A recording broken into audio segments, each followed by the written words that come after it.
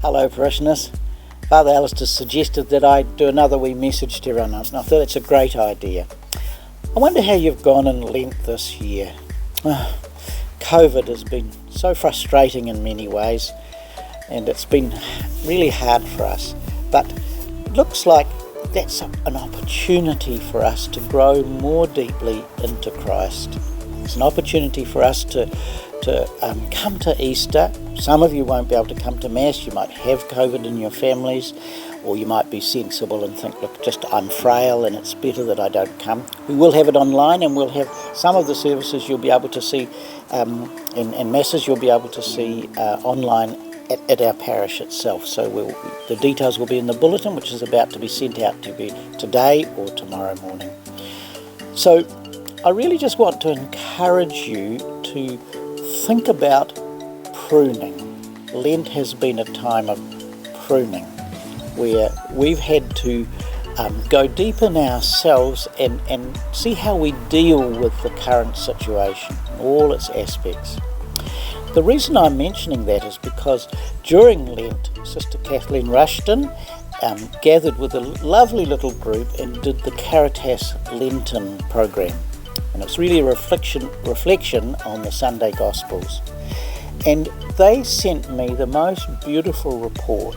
And they said that they started off, and this was one Sunday when they were looking at the scriptures about the fig tree. Do you remember this parable that Jesus told of the tree that wasn't bearing any fruit? And the owner said, cut it down, it's not bearing any fruit. And the gardener said, can we leave it another year? Maybe it'll bear fruit next year. And they started reflecting on that, and they realised that in some ways they were like that fig tree that had not bearing any fruit because of all that we've been through.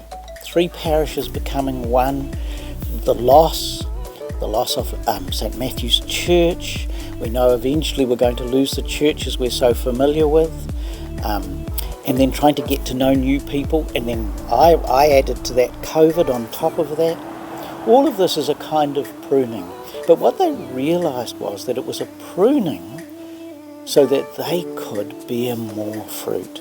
And they came to the beautiful conclusion that now they'd been pruned, they had to decide what they wanted to offer to the Lord in the parish. What could they do now to produce fruit? And I'd like all of us to think about that as we come to the great feast of Easter, the power of the risen Lord. By his death he's forgiven our sins. Through his resurrection he's poured out the Spirit on us, the life of God, wanting to transform our lives to make us fruitful. In so many ways, when I look across the parish, I see great fruit.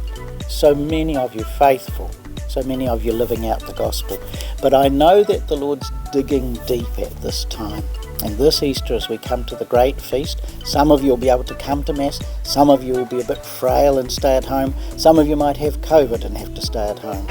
But wherever we are, Jesus wants us to lift up our hearts, to allow his mercy to flow through us, and to say yes to that new life, that risen life of the Lord, and really respond. Lord, what is it you're asking me to do? How are you asking me to bear fruit, to grow?